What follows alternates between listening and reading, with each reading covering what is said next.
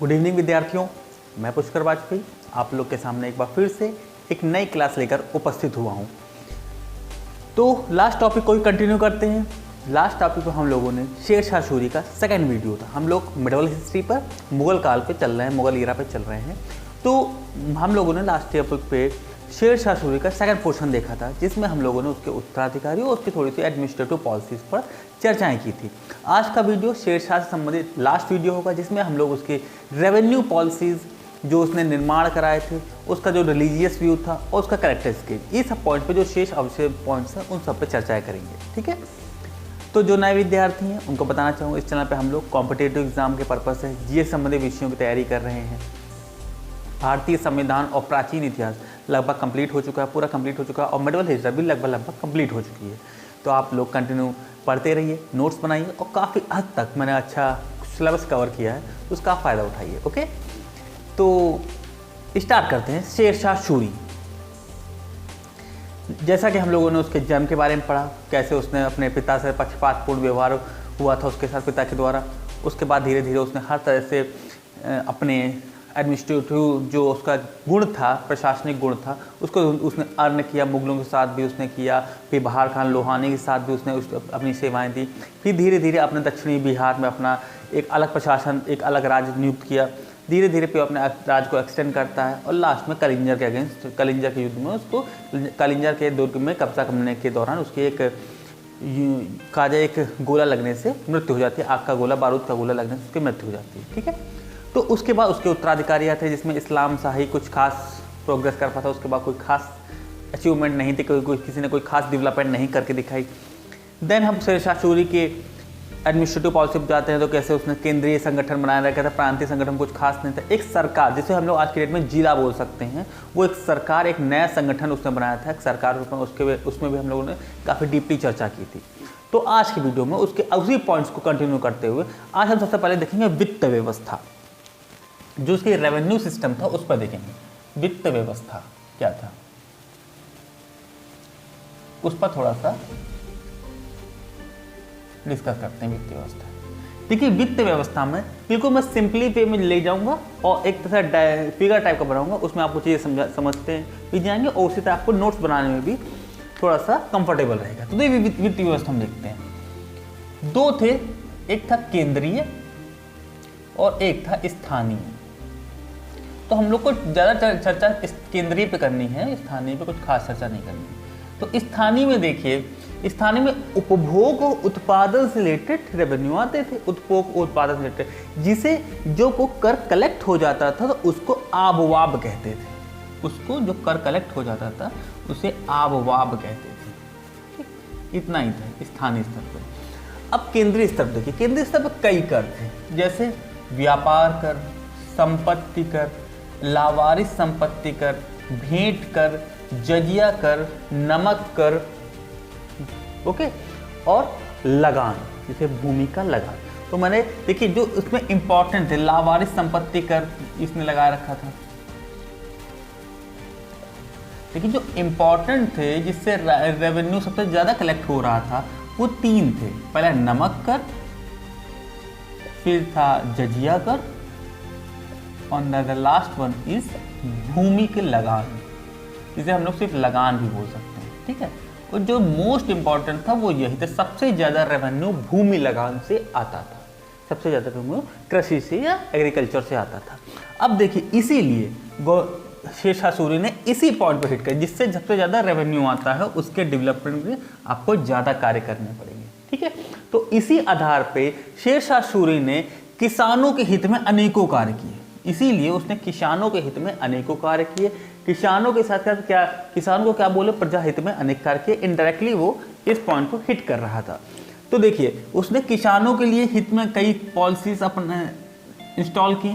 ठीक है, कृषकों के हित में, और साथ ही साथ अपने अधिकारियों को निर्देश दे रहा था कि लगान के वसूली में किसी भी तरह की हिंसा या दबाव या किसी तरह का आप दंडात्मक कार्यवाही नहीं करेंगे, बहुत ही सहानुभूतिपूर्वक आप उससे लगान वसूल करेंगे, ये निर्देश दिया था अधिकारियों को।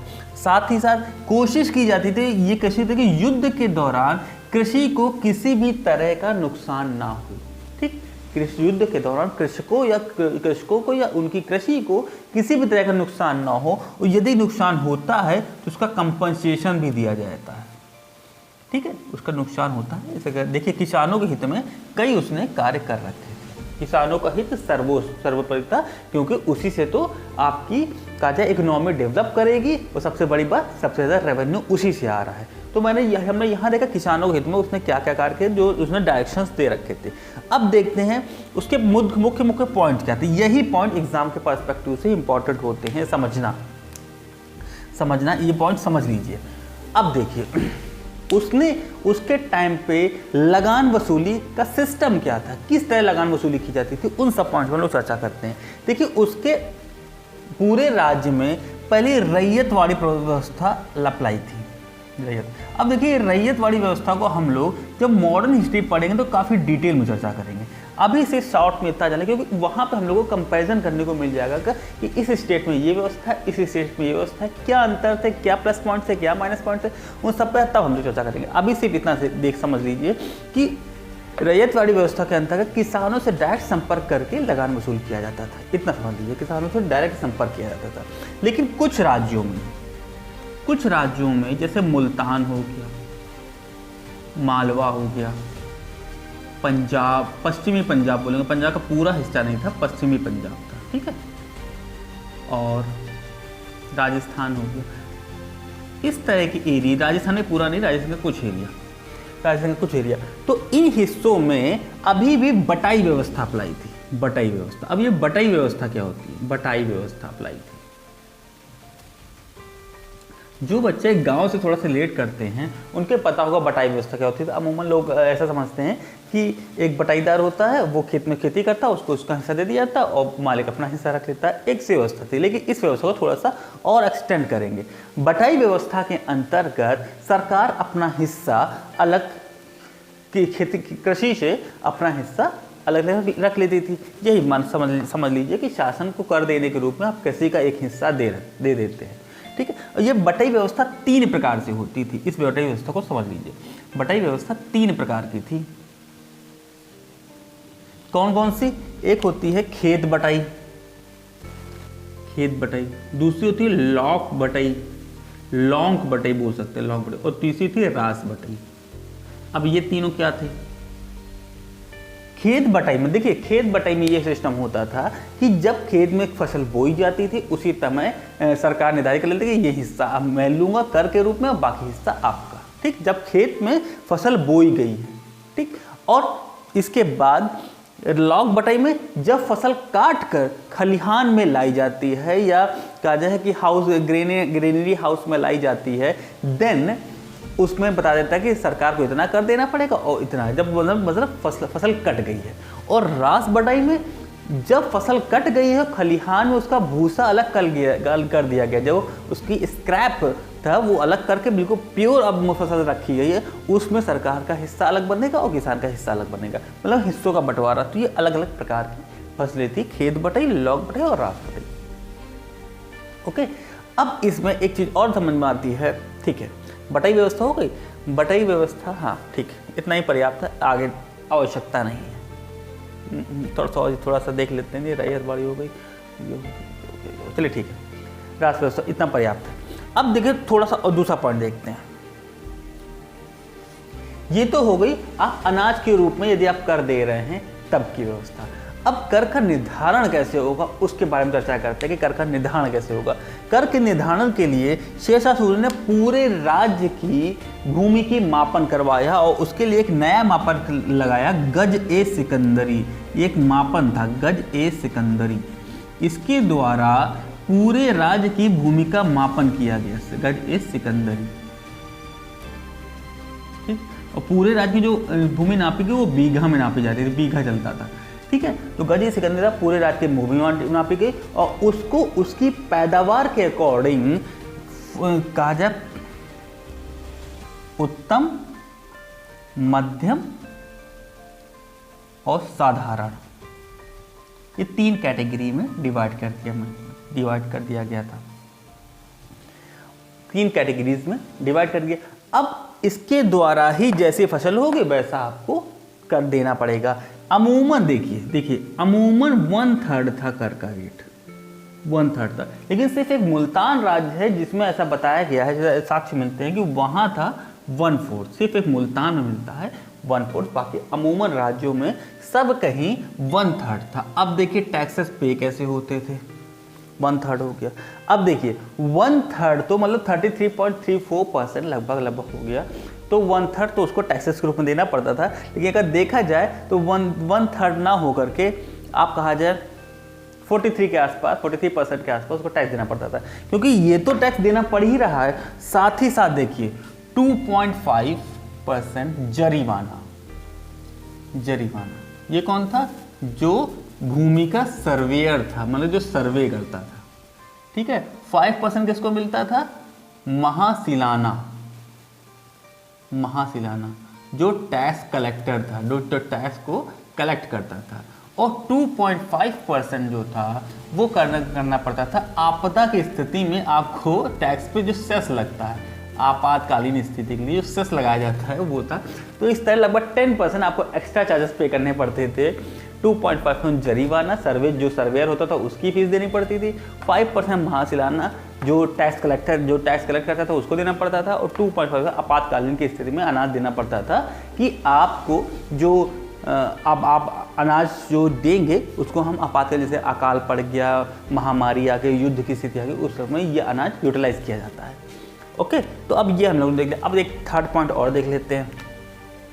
एक सिस्टम और था जहाँ पे ये बटाई व्यवस्था नहीं चल पाती, जो भूमि पड़ी रहती थी उसके लिए गवर्नमेंट पट्टे इशू कर देती थी, जिसके द्वारा एक वर्ड आता है किसान कबूलियत पत्र। ठीक है, एक तरह से कहा जाए एक कबूलियत पत्र, एक तरह से एफिडेविट होता था जिसमें किसान एक्सेप्ट करता था कि मैं इतने दिनों तक आपके यहाँ खेती, इसकी ज़मीन पर खेती करूँगा और आपको इतना % हिस्सा दूंगा।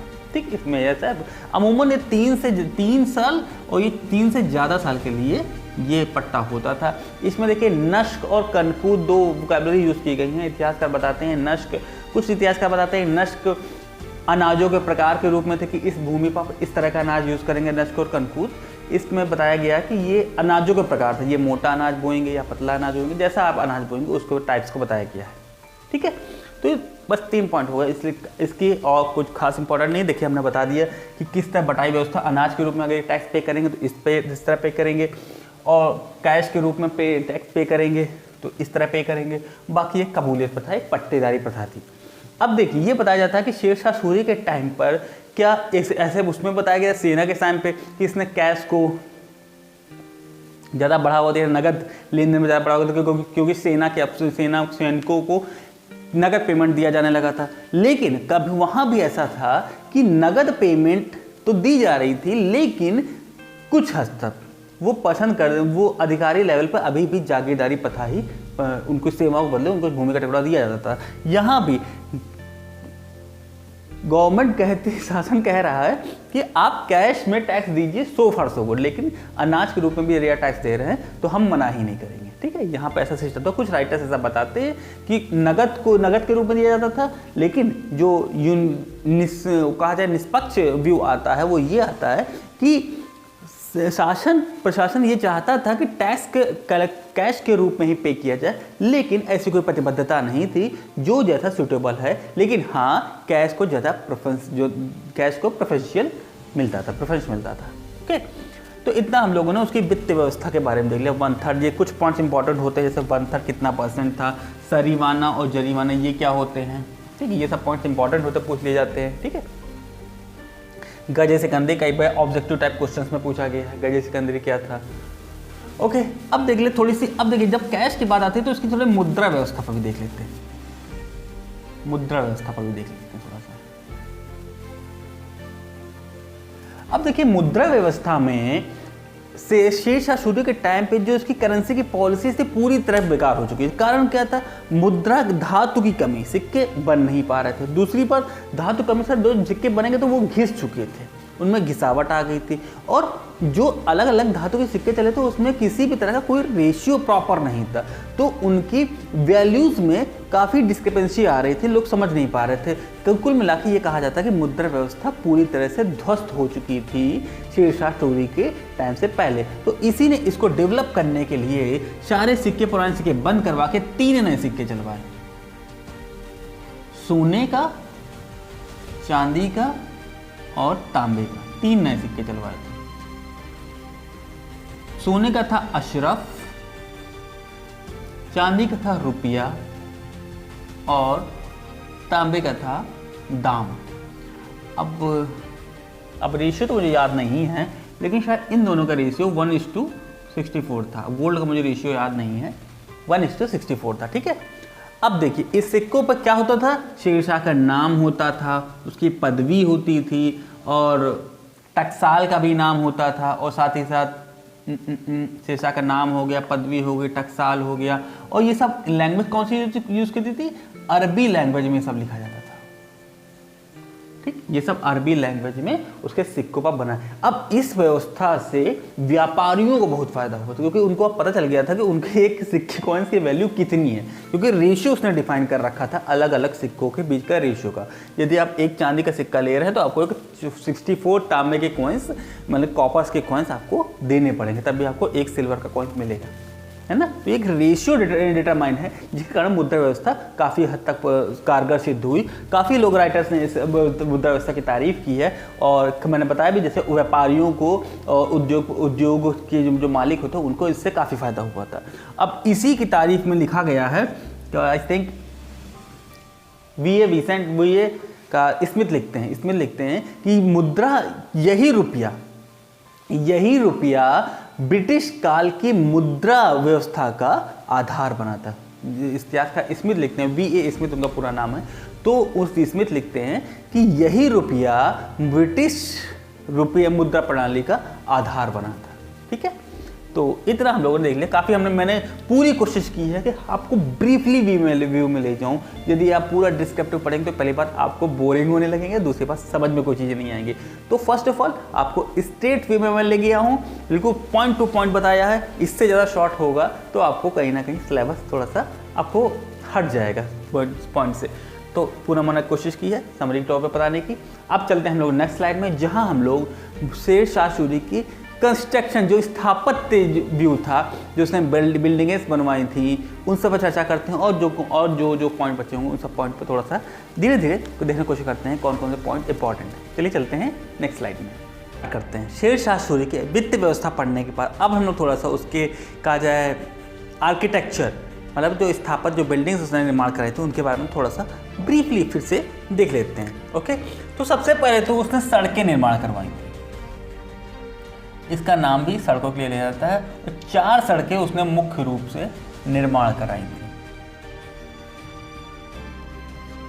जो पहली सड़क थी, द मोस्ट इंपॉर्टेंट रोड थी, जो पश्चिम बंगाल में सुनार गांव से, देखिएगा इस साइड से पूर्व से पश्चिम तरफ सारे स्टेट्स आएंगे, पश्चिम बंगाल के सुनार गांव,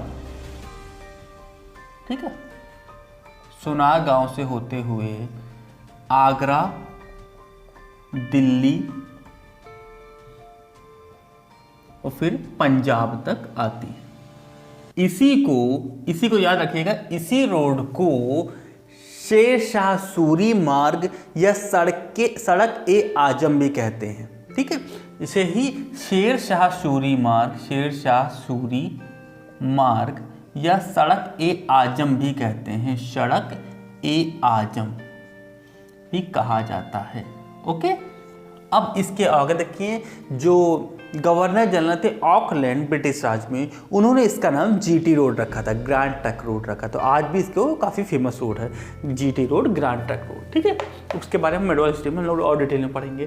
तो ये पंजाब सोनार का आगरा, दिल्ली, पंजाब रहती है। दूसरी रोड थी जो आगरा से बुरहानपुर थी, आगरा से बुरहानपुर, बाकी कुछ खास इंपॉर्टेंट नहीं है, बुरहानपुर। थर्ड थी जोधपुर से चित्तौड़,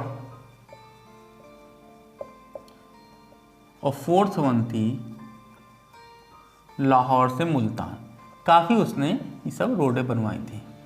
अब इन्हीं रोडों से आगे हम लोग कनेक्ट करते हुए चलेंगे।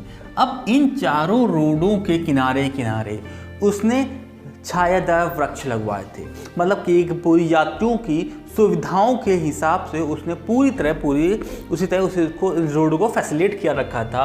और छायादार वृक्ष के साथ साथ सरायों का भी निर्माण किया था। 4 से 7 मील पर सरायों का निर्माण कराया था, मील पर सराय का निर्माण करवाया था, मतलब धर्मशाला, होटल, कुछ भी बोल सकते, सरायों का निर्माण।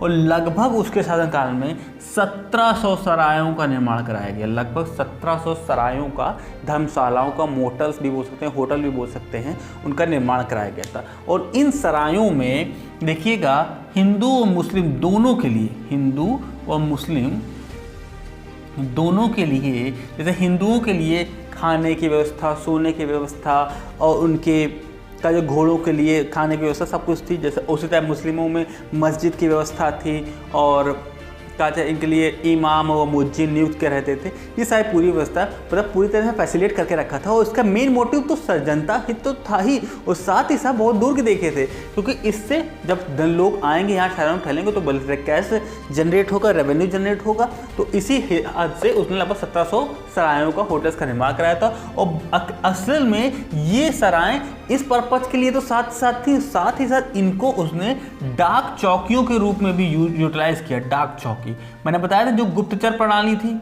उसी तरह इसने इनको डाक चौकियों की तरह नियुक्त किया। और इनकी सिक्योरिटी के लिए एक शिकदार, जो मैं लास्ट वीडियो में बता चुका हूँ शिकदार कौन थे, अब चर्चा नहीं करूँगा। एक शिकदार भी इनकी सिक्योरिटी के लिए अलॉट कर रखा था। हर सराय में एक शिकदार नियुक्त होता था। और डाक चौकी मतलब किसी तरह की यदि कोई सूचना होती थी तो इन सरायों के माध्यम से शासन तक पहुँचती थी। ठीक है, तो ये सरायों का निर्माण करते, तो इनके दोनों सड़क और सरायों को मिलाते हुए डॉक्टर कानूनगो लिखते हैं कि सड़क और सराय शेर शाह सूरी के राज्यकाल की, शेर शाह सूरी के राज की धमनियाँ थीं।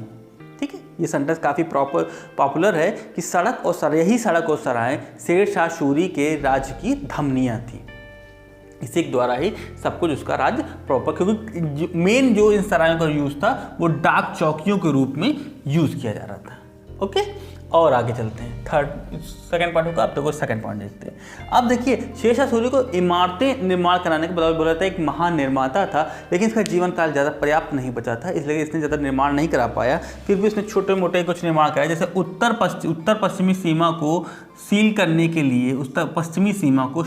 के लिए, इसने एक दुर्ग बनवाया था झेलम नदी के पास, रोहतासगढ़ का दुर्ग झेलम नदी के पास बनवाया था। फिर उसने कहा जाता है कि दिल्ली का पुराना किला भी शेर शाह सूरी ने भी बनवाया था। दिल्ली का पुराना किला भी शेर शाह सूरी ने ही बनवाया था। ओके, और इसने पाटलिपुत्र का नाम पटना रख दिया था। और शेर शाह सूरी का मकबरा है सासाराम में, बहुत पूछा गया, सासाराम बिहार में शेर शाह सूरी का मकबरा है। ये बताया जाता है कि एक झील के चबूतरे पर बना हुआ है और इसे हिंदू मुस्लिम संस्कृति की एक समन्वय के रूप में देखा जाता है। ऐसा इसके बारे में एक्सप्लेनेशन करते हुए जब आप संस्कृति और कला के बारे में पढ़ेंगे, आर्ट एंड कल्चर के बारे में, तो इसके बारे में और एक्सप्लेनेशन मिलता है। ठीक है, तो इन सब बारों में उसने ये सब निर्माण कराया था।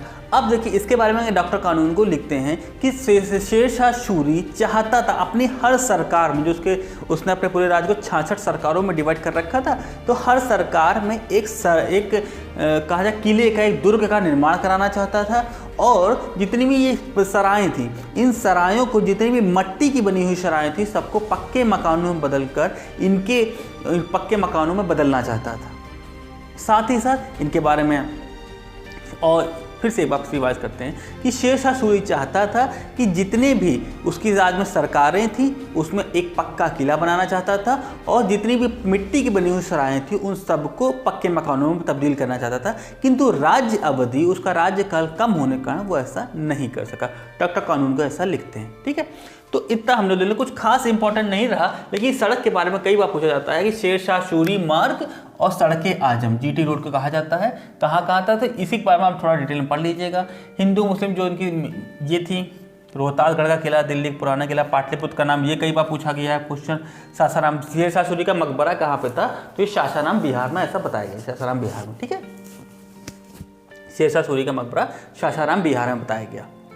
ओके, काफ़ी पॉपुलर, ये बताया जाता है शेरशाह सूरी कहाँ दफनाए गए थे, ठीक। अब देखिए काफ़ी पॉइंट हो गया, फैक्चुअल हमने कर लिया। अब थोड़े से 2 पॉइंट बाकी हैं, रिलीजियस पॉइंट ऑफ व्यू और उसका कैरेक्टरिस्टिक। अब देखो रिलीजियस पॉइंट ऑफ व्यू में थोड़ा सा बस आप नोट्स ना बनाकर इसको थोड़ा समझिए, कोशिश करिएगा, तो आपको थोड़ा सा उसका समझ में आ जाएगा कि क्या बताने की कोशिश कर रहा हूँ मैं। धार्मिक उसका व्यू, अब देखिए इस धार्मिक व्यू के बारे में डॉक्टर कानूनगो बताते हैं कि शेरशाह सूरी हिंदुओं के प्रति काफ़ी सहिष्णु था और उसने हिंदुओं के प्रति कोई भी घृणास्पद कोई कार्य नहीं किया गया था, और इसी पॉइंट ऑफ व्यू के लिए डॉक्टर कानूनगो ने शेरशाह सूरी की प्रशंसा की है, डॉक्टर कानूनगो। लेकिन डॉक्टर श्री राम शर्मा इस पक्ष से सहमत नहीं है। उन्होंने कहा कि शेरशाह सूरी का पॉइंट ऑफ व्यू, जो दृष्टिकोण था हिंदुओं के प्रति, वो अन्य दिल्ली सल्तनत के सुल्तानों, तुर्कों, और चाहे जो तुर्क हो चाहे अफगान हो, सभी सल्तानों की अपेक्षा कर कुछ खास अच्छा नहीं था, क्योंकि उसने राजपूत राजाओं के अगेंस्ट जिहाद का नारा दिया था। जिहाद का नारा कहते हैं जिहाद का नारा दिया था, और जिसमें रायसीना के राजा थे, कौन थे, पूरनमल, इनके अगेंस्ट उसने जिहाद का नारा दिया था, ठीक है। इसीलिए, और दूसरा पॉइंट जो डॉक्टर श्री राम शर्मा का पॉइंट ऑफ व्यू चल रहा है, तो दूसरा पॉइंट ऑफ व्यू उन्होंने बताया कि जो राजा मालदेव थे, इसके अगेंस्ट उसने युद्ध तो लड़ा, लेकिन इसके पहले राजनीतिक कारण ना होकर के धार्मिक मनोवृत्ति भी प्रेरित थी। धार्मिक मनोवृत्ति क्यों ऐसी प्रेरित थी, क्योंकि जब उसने, राजा मालदेव तो भाग गया था, लेकिन जब उसके किले में उसने एंट्री ली तो मंदिरों को तुड़वा दिया था और उसके स्थान पर मस्जिदों का निर्माण कराया था, ठीक। इस तरह के पॉइंट ऑफ व्यू से आधार पर कहा जा सकता है कि शेरशाह सूरी का दृष्टिकोण हिंदुओं के प्रति उतना भी अच्छा नहीं है जितना डॉक्टर कानूनगो ने एक्सप्लेन कर रखा है। और अगर और समराइज वे में देखते हैं तो देखा जाए कि अगर ये दोनों कार्य तो उसके मुस्लिम धर्म के प्रबल समर्थक या मुस्लिम सत्ता के प्रबल समर्थक का द्योतक है, और साथ ही साथ मुस्लिम अनुयायियों के मनोवृत्तियों को पोषित करने की कोशिश की गई इसके द्वारा। ये सब अगर आप लैंग्वेज डिस्क्रिप्टिव में लिखते हैं तो आपके नंबर अच्छे मिलते हैं इससे, ठीक है। तो मुस्लिमों इसने ये साबित करने की कोशिश की है, अन्य राइटर ऐसा बताते हैं कि ये दोनों कार्य जो बताए गए हैं वो इसने इसलिए किए गए कि वो समाज में बताना चाहता था कि मुस्लिम धर्म का, मुस्लिम सत्ता का, मुस्लिम धर्म का प्रबल समर्थक है, और साथ ही साथ मुस्लिम अनुयायियों को, मुस्लिम धर्मगुरुओं को, उनकी भावनाओं को, उनके मनोवृत्ति को प्रेरित करने का, पोषित करने की कोशिश की थी। लेकिन अगर व्यक्तिगत विचारों में देखा गया तो व्यक्तिगत विचारों में अगर उसका पॉइंट ऑफ व्यू देखा गया तो उसने कभी भी हिंदुओं को तंग नहीं किया, ना तो तंग किया उनको, ना ही उनके प्रति हिंसात्मक कोई कार्यवाही की, ठीक है, हिंसात्मक कोई भी कार्यवाही नहीं की। साथ ही साथ उनको धर्म की पूरी स्वतंत्रता दी, अरे क्या, और फिर इसके बारे में क्या, इन सब कारणों से स्पष्ट होता है कि वह धार्मिक असहिष्णुता का शिकार नहीं था, धार्मिक असहिष्णुता नहीं दिखाता था। ठीक है, अगर इस पॉइंट ऑफ व्यू से नहीं मानते तो और देखिए, और पॉइंट ऑफ व्यू बताते हैं कि उसकी सेना में पैदल सैनिकों में सबसे ज़्यादा हिंदू थे, उसके जो विभाग थे उसमें जो छोटे कर्मचारी थे उसमें भी हिंदू ज़्यादातर थे। तो इस आधार पर कह सकते हैं कि इसके व्यक्तिगत रूप से वो धार्मिक सहिष्णु था, लेकिन जब युद्ध की बात आती तो वो धार्मिक असहिष्णुता का मनोवृत्ति धारण कर लेता था।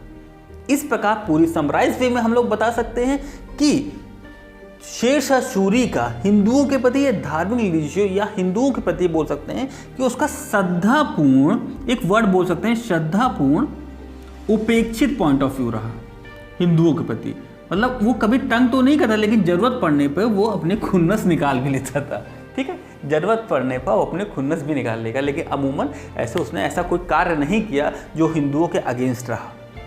सब अगर ये 2 पॉइंट ऑफ व्यू हटा दिए जाएं तो उसने हिंदुओं के बदले कोई पॉइंट ऑफ व्यू कोई भी ऐसा कार्य नहीं किया जो हिंदुओं के अगेंस्ट था। लेकिन मुस्लिमों के पक्ष में उसने हमेशा करके नमाज अदा करता था, वो सारे कार्य मुस्लिमों के पक्ष में तो सभी राजा अभी तक किए, उसके बारे में पढ़ने का कोई औचित्य नहीं है। बस हिंदुओं के पॉइंट ऑफ व्यू में देखा जाता है तो ये देखा जाता था, अगर वर्ड यूज़ किया जाए श्रद्धापूर्ण उपेक्षित, क्योंकि कई उसने युद्ध भी लड़े थे जिसमें उसने जैसे पूरनमल का युद्ध था और मालदेव का युद्ध था, इसमें उसने धार्मिक मनोवृत्ति से प्रेरित होकर ऐसे कार्य किए। और साथ ही साथ अगर दूसरा व्यक्तिगत विचारों देखा गया तो ऐसा उसने कोई ऐसा कार्य नहीं किया। तो इसीलिए एक वर्ड यूज़ किया गया श्रद्धापूर्ण उपेक्षित, उसका जो पॉइंट ऑफ व्यू रहा वो श्रद्धापूर्ण उपेक्षित पॉइंट ऑफ व्यू रहा। ओके, तो यहाँ पे हम लोगों ने पूरा शेरशाह सूरी के बारे में काफ़ी डिटेल में चर्चा कर ली, हर पॉइंट ऑफ व्यू में चर्चा की। इतना आप पढ़ेंगे तो कोई भी आप पक्का पॉइंट ऑफ व्यू छूटेगा नहीं। फिर भी एक पॉइंट हम पूरा उसका कैरेक्टर स्केच देखने की कोशिश करते हैं, क्या क्या उसने सीखा, क्या क्या उसने अप्लाई किया, कौन से और एक्स्ट्रा क्वालिटीज़ थी उसकी, उन सब पॉइंट्स ऑफ व्यू पर चर्चा करते हुए आज का वीडियो समाप्त करेंगे।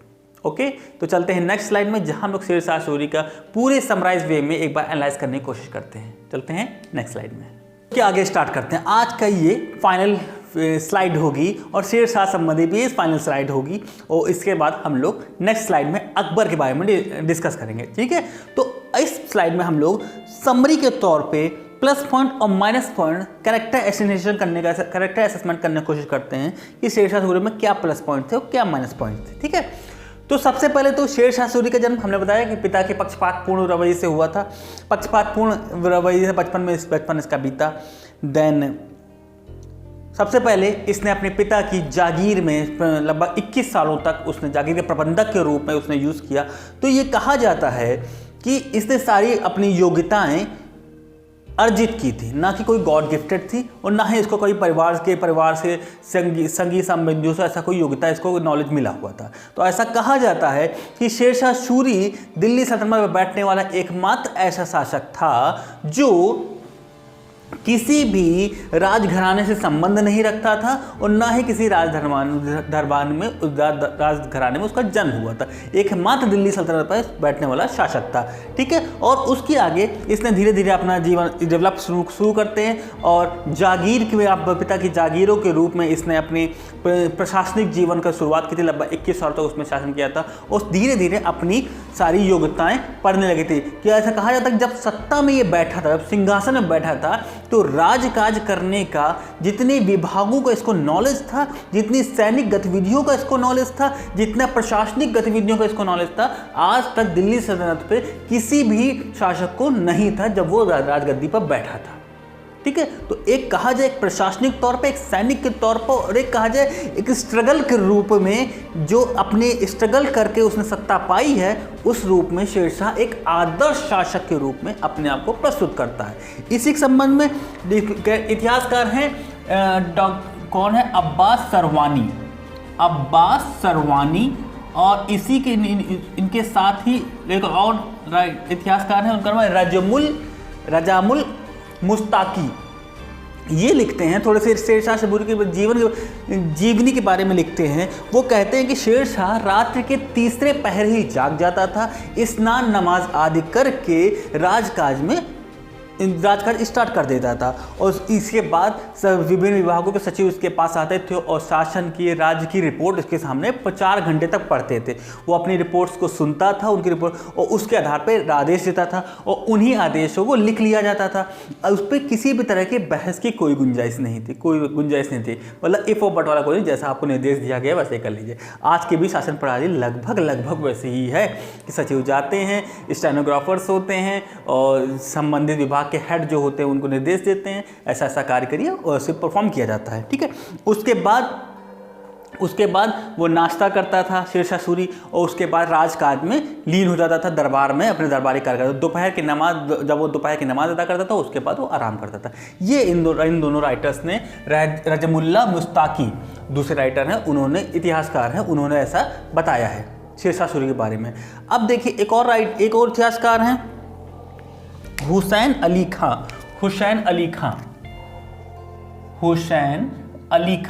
ये एक राइटर है। उन्होंने शेरशाह सूरी के बारे में, अली खां, उन्हें थोड़ी सी आवाज़ डिस्टर्ब हो रही है तो थोड़ा सा कॉपरेट करिएगा। हुसैन अली खां, इन्होंने अपनी एक बुक लिखी है तहरीर ए, जस्ट मिनट, तहरीर ए दौलत शेरशाही, तहरीर ए दौलत शेरशाही, ये बुक लिखी है। इसमें इन्होंने ऐसा बताया है कि शेर शाह सूरी जवानी के दिनों में एक भ्रष्ट युवक था। ऐसा उन्होंने बताया है कि शेर शाह सूरी जवानी के दिनों में एक भ्रष्ट युवक था, जिसकी जो एक पिता का आज्ञाकारी पुत्र नहीं था और एक पिता से उसकी अनबन रहती, अपने पिता से उसकी अक्सर अनबन रहती थी, जो तो वास्तविक बात थी, क्योंकि पिता के द्वारा पक्षपातपूर्ण रवैया अपनाने के कारण इसकी पिता से हमेशा अनबन रहती थी। ठीक है, ये उन्होंने ऐसा 2 पॉइंट बताया। अब देखिए और आगे देखते हैं सैनिक प्रवृत्ति के बारे में, इसकी क्वालिटी बताई गई। पहले तो हमने जीवन शैली देख ली यहाँ पर इसकी, और फिर थोड़ा सा एक माइनस पॉइंट देख लिया। अब देखते हैं सैनिक प्रवृत्ति। सैनिक प्रवृत्ति के बारे में देखते हैं कैसा सोल्जर था। तो सैनिक प्रवृत्ति के बारे में कहा जाए एक अतुलनीय एक सेना नायक था, जिसमें चातुर्य, कार्यकुशलता और एक कहा जाए अपने सैनिकों के प्रति समान व्यवहार करने की जो इसकी पॉलिसी थी वो अतुलनीय थी। युद्ध में समकक्षता रूप से अग्रणी होकर वो लोगों सेना का नेतृत्व करता था।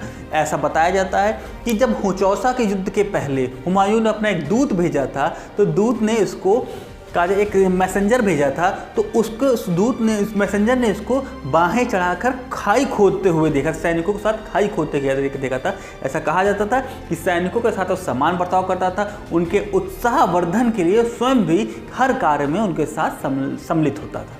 ठीक है, और किस तरह उसने विजयों को प्राप्त किया, किस तरह उसने अपने राज्य को एक्सटेंड किया, तो उसके और कोई कार्यकुशलता और सैनिक योग्यता के बारे में बताना कोई बड़ी बात नहीं है। ठीक है, और आगे देखते हैं।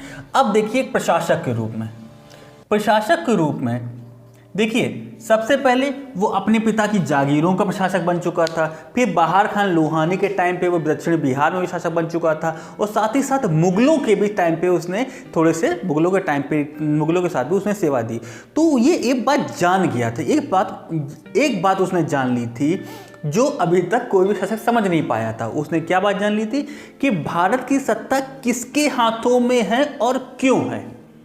ठीक है, ध्यान सुनिएगा, भारत की सत्ता किसके हाथों में है और क्यों है, और इसको कैसे छीना जा सकता है। इसीलिए उसने इसी बात को, भारत की सत्ता किसके हाथों में है और क्यों है और उसको कैसे छीना जा सकता है, क्योंकि मुगलों के साथ रहते रहते बहार खान लोहानी के साथ रहते थे, उसे विभिन्न विभागों की प्रॉपर जानकारी हो गई थी, और मुगलों की सैनिक गतिविधियों को उसने दोषों को भी पॉइंट आउट कर रखा था। इसीलिए उसने एक युद्ध में भी ऐसा बोला भी था कि यदि मुझे अवसर मिलेगा तो मैं मुगलों को एक दिन में ही भारत से खदेड़ दूंगा। इसी के आधार पे जब वो शासक बना, इतना एक्सपीरियंस होल्डर था, वेटरन तो नहीं लेकिन लंबा एक्सपीरियंस था उसके पास। वेटरन इंग्लिश में बड़े एक पर्सन है who has a long experience, तो उसे वेटरन बोलते हैं। ठीक है, वो तो एक अलग पॉइंट है। तो एक वेटरन के आ जाए कि लंबा एक्सपीरियंस इसके पास था, तो इसी के आधार पे इसने सभी कार्य प्रॉपर ढंग से किए। सब क्यों कैसे कार्य किए, जो पुरानी प्रथाएं थी उनको रिवाइव कर दिया, उनको प्रजा के हित में कार्य को लेकिन कोई नया विभाग इसने नहीं जनरेट किया, ना तो नया विभाग जनरेट किया, ना तो नई कोई पॉलिसी अपनाई। सिर्फ जो पुरानी पॉलिसी थी उनको रिवाइव करके उनमें थोड़े से इम्प्लीमेंट्स करके या थोड़ा सा कहा जाए थोड़ा सा सुधार करते हुए उन्हीं पॉलिसीज़ को इम्प्लीमेंट किया और जनता के हित में कार्य किया। इससे कारण वो एक लोकप्रिय, एक अच्छा समाज का निर्माता या प्रशासक घोषित हुआ। ठीक है, और आगे देखते हैं। प्रशासक देख लिया। अब देखिए, अब ऐसा बताया जाता है कि सारी अच्छी बातें हम लोगों ने देख ली। सैनिक गतिविधि, प्रशासक अच्छा था, और एक कहा जाए एक दानवीर भी दिया। न्याय के बारे में जब देखा जाए, न्याय के बारे में इसने बोला है कि न्याय करना धर्म है। इसने बोला है शेर शाह सूरी ने कि न्याय करना धर्म है। यह बात मुस्लिम तथा अन्य धर्मावलंबियों के लिए समान रूप से मान्य है। ऐसा शेर शाह सूरी का सेंटेंस है कि न्याय करना धर्म है, और यह बात मुस्लिम तथा अन्य धर्मावलंबियों पर समान रूप से मान्य है। ठीक है, इसीलिए न्याय के बारे में तो हम तो बात ही करते हैं कि न्याय के बारे में इसने कभी भी कोई कॉम्प्रोमाइज़ नहीं किया। अब दूसरा और पॉइंट ऑफ देखते हैं कि उसकी लिबरल उदारता के बारे में देखते हैं। तो ऐसा कहा जाता है कि इसने एक दान ए लंगर एक तरह से एक संस्था या एक एनजीओ टाइप का बना रखा था अपनी राजधानी में, जिसमें प्रतिदिन 5 तोला, 5 तोला था या 500 तोला था, प्रतिदिन 500 तोला, हाँ 500 तोला ही होगा, 5 तोला क्या होगा, 500 तोला पर डे डोनेट किया था। अर्थात डोनेट किया था अपनी उदारता और दान की प्रतिभा, अपनी दो क्वालिटीज़ को का डेमोन्स्ट्रेट करने के लिए इसने अपने देख दान का लंगर नाम पे एक संस्था NGO बना रखा था, जो प्रतिदिन 500 तोला गोल्ड डोनेट करते थे। और उन्होंने कहा जाता है कि एक रजिस्टर भी मेंटेन कर रखा था, एक रजिस्टर भी मेंटेन करना रखा था, जिसमें BPL कैटेगरी के लोगों का नाम बिल्कुल रजिस्टर्ड होता था और उनकी जीवन निर्वाह के लिए उचित प्रबंध किया गया था।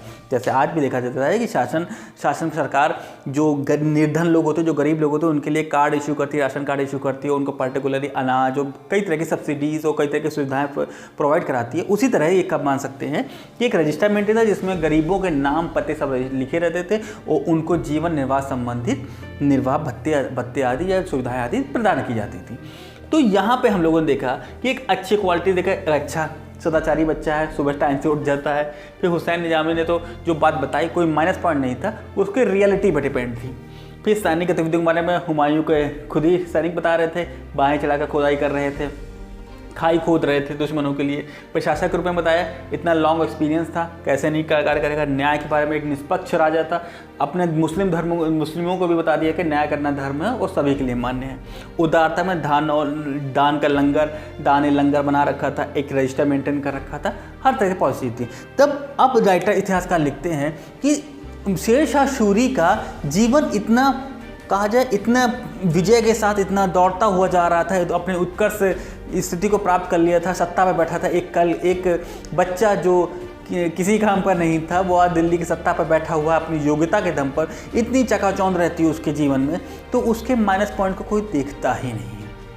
उसका माइनस पॉइंट्स भी थे, जैसे धार्मिक कट्टरता, जो उसने जिहाद का नारा दिया था, ये एक माइनस पॉइंट है। वो तो खैर उसको हम डिनाई भी कर सकते हैं, ठीक है। माना कि दिल्ली शासक था, मुस्लिम सत्ता का प्रबल समर्थक था, तो उस बात को अगर डिनाई भी कर दिया जाए तो इतना भी अच्छा शासक नहीं था जितना बता भी किया था। क्योंकि उसने जब राजा पूरनमल को हराया था तो अपनी वचनबद्धता को तोड़ा था, क्योंकि पूरनमल के साथ उसने आश्वासन में वचन दिया था कि आप दौर का दरवाजा खोल दीजिए, आपसे आपके किसी भी सैनिकों को हानि नहीं पहुंचेगी, ना तो आपकी हानि पहुंचेगी, किसी तरह का पैसे की हानि, जान माल की हानि नहीं पहुंचेगी। लेकिन बाद में उनके स्त्रियों द्वारा दिए गए रोदन एप्लीकेशंस को, जो उन्होंने दुख के साथ अपना विचार किया था शेर शाह सूरी के सामने कि हम पूरनमल ने हमारे साथ ऐसा ऐसा व्यवहार किया है, तो उसके कारण उसने अपने वचन तोड़ते हुए पूरनमल के अगेंस्ट जिहाद का नारा देते हुए युद्ध किया था। ये उसकी वचनबद्धता को तोड़ना एक माइनस पॉइंट के रूप में गिना गया। दूसरी बात, जो उसने चुनार का किला जीता था, ये इसकी चालाकी और अनीतिपरक डिसीजन था, क्योंकि चुनार किला तातार खां के अंडर में था। उसकी मृत्यु के बाद उसकी वाइफ से शादी कर लेकर उसने चुनार किला को अनैतिक रूप से हथियाया था, ठीक। फिर तीसरा पॉइंट, मालदेव। जब मालदेव को उसने मालदेव से युद्ध लड़ा था तो एक जाली पत्र इशू कर दिया था, जिसके उसके सैनिकों में फूट पड़ गई थी और फूट पड़ जाने के कारण ही वो मालदेव को जीत गया था। तो इस प्रकार जब हम लोग देखते हैं तो ये कहा जा सकता है कि शेर शाह सूरी ने अपने जीवन में एक छोटे से पद से उठते हुए दिल्ली सत्ता की पराकाष्ठा पे पहुंचा, तो लेकिन इसके पीछे इसकी योग्यता, अनुभव और कार्यकुशलता के साथ साथ इसकी चालाकी और सिद्धांतहीनता भी शामिल है, ठीक है। इसकी चालाकी और सिद्धांतहीनता भी शामिल है, जिसके दम पे ये दिल्ली की सत्ता पे पहुंचा। फिर से एक बार बोल रहा हूँ कि शेर शाह एक छोटा सा बच्चा, एक नौकर टाइप का लड़का दिल्ली की सत्ता पर बैठता है, जिसके पीछे उसकी योग्यता, उसका अनुभव, उसकी सैनिक प्रतिभा, उसकी कार्यकुशलता तो उत्तरदायी है ही, साथ ही साथ उसकी चालाकी और सिद्धांतहीनता भी उतनी ही उत्तरदायी है जितने अन्य गुण। शेर शाह सूरी की तुलना की जाती है अलाउद्दीन खिलजी से, क्योंकि अलाउद्दीन खिलजी ने भी इस तरह के लगभग सेम टू सेम कार्य किए थे। लेकिन अलाउद्दीन भी उसी तरह का कार्य था कि छल और किसी तरह की सिद्धांतहीनता के आधार पर कार्य कर रहा था। इसीलिए इन्हीं सब कारणों से शेरशाह सूरी की तुलना अलाउद्दीन से की जा रही है, ना कि अकबर से। अगर कुछ विद्यार्थी निष्पक्ष रूप से ऐसा बोल देते हैं कि अकबर से तुलना की जाती है, तो अकबर से तुलना करना इसका गलत है। इतिहासकारों ने पूरी तरह से डिनाई कर रखा है कि शेरशाह सूरी की तुलना अकबर से करना उचित नहीं है, क्योंकि अकबर एक व्यक्ति और एक शासक सभी के रूप में शेरशाह सूरी से कहीं अधिक श्रेष्ठ था। इसीलिए सिंपली वे में शेरशाह सूरी की तुलना अकबर से ना करके अलाउद्दीन खिलजी से करनी चाहिए। क्योंकि कुछ लोग बच्चे, मैंने पॉइंट ऑफ व्यू किया कि कुछ बच्चे अकबर से तुलना कर देते हैं। अकबर से तुलना क्यों कर देते हैं उसका मैं पॉइंट ऑफ व्यू बताता हूं। क्योंकि अकबर की जब आप भू राजस्व प्रणाली पढ़ेंगे, जो मैंने आपकी बटाई वाली प्रणाली पढ़ाई, तो भू राजस्व प्रणाली पढ़ेंगे, कहीं ना कहीं उसको आप अकबर की भू राजस्व प्रणाली को कोलेट करेंगे, क्योंकि डिटो लगभग 80% के आसपास सेम रहेगी। तो बच्चे इसको कोलेट कर देते हैं कि अकबर से तुलना कर देते हैं।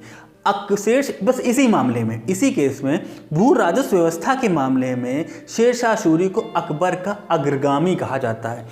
शेरशाह सूरी की भू राजस्व व्यवस्था अकबर की भू राजस्व व्यवस्था के आधार बनी थी। अन्य बातों में किसी भी तरह से अकबर के सिमिलर नहीं मानेंगे। ठीक है, ये पॉइंट ऑफ नोट रखिएगा। अकबर जो शेरशाह सूरी की भू राजस्व प्रणाली है वो अकबर की भू राजस्व प्रणाली की अग्रगामी मानी जाती है, पहले आ गई थी। एक बात और है, शेरशाह सूरी पढ़ा लिखा तो था ही, अरबी फारसी का उसका नॉलेज था, अरबी फारसी का नॉलेज था, लेकिन वो कहीं विद्वान नहीं था, कोई खास विद्वान नहीं कहा जा सकता। ठीक है, लेकिन इसके राज में एक थे मलिक मोहम्मद जैसी, इसी के राज के कवि थे मलिक मोहम्मद जैसी, जिन्होंने पद्मावट, अखरावट और आखरी कलम, ठीक है, हिंदी में भी पूछा जा सकता है, हिंदी के पेपर में पूछा जा सकता है कि पद्मावट, अखरावट और आखरी कलम किसकी पुस्तकें हैं या किसने रचनाकार हैं, तो मलिक मोहम्मद जैसी हैं। ये शेरशाह सूरी के बारे में है। तो कितना अच्छा मैंने कोशिश की है, जितना अच्छा हो सके उतना अच्छा कोशिश की है। शेरशाह सूरी का कैरेक्टर स्केच करने की कोशिश की थी। जो बच्चे अकबर से कोरिलेट करने की कोशिश करते हैं उसको मैंने थोड़ा सा डिनाई कर दिया कि अकबर से ना तो अलाउद्दीन खिलजी से तुलना करना सही है। काफ़ी हो गया, तो ठीक है, आज की वीडियो में सिर्फ इतना ही। अब हम लोग मिलेंगे नेक्स्ट वीडियो में। कोशिश करता हूँ जल्दी से जल्दी वीडियो बनाऊँ, और ऑब्जेक्टिव टाइप जो आपका थोड़ा एक मैंने वीडियो डालने की कोशिश की थी उसको मैं रिज्यूम नहीं कर पा रहा हूँ, तो उसको भी थोड़ा सा काम कंटिन्यू करने की कोशिश कर रहा हूँ। ठीक है, तो मिलते हैं नेक्स्ट वीडियो में। अकबर, मुगल काल का सबसे मोस्ट इम्पॉर्टेंट चैप्टर आने वाला है अकबर का वीडियो लगभग का जो चैप्टर होगा वो लगभग 3 से 4 वीडियो से कंप्लीट होगा। पूरी डिटेल में हम लोग अकबर के बारे में, अभी तो हम लोग ने हुमायूं, बाबर के बारे में थोड़ा सा शॉर्टली देख लिया था, शेरशाह के बारे में हम लोग ने डीपली चर्चा की। अब अकबर के बारे में हम लोग और डीपली चर्चा करेंगे, उसके जीवन की, उसके प्रारंभिक घटनाएं कौन कौन सी होती, किस तरह उसने एक शुरुआत में एक आक्रामक के साथ एक धार्मिक व्यू, एक सहिष्णु पॉइंट ऑफ व्यू आता है उसके जीवन में, किस तरह उसने अपने राज्य को एक सिर्फ साम्राज्यवादी नीति के हटाकर एक कहा जाए सहर्ष लोगों को अधीनता स्वीकार करवाई, उन सब पॉइंट्स ऑफ व्यू पर चर्चा करेंगे। तो मिलते हैं नेक्स्ट वीडियो में, तब तक के लिए ख्याल रखें अपना। Good night.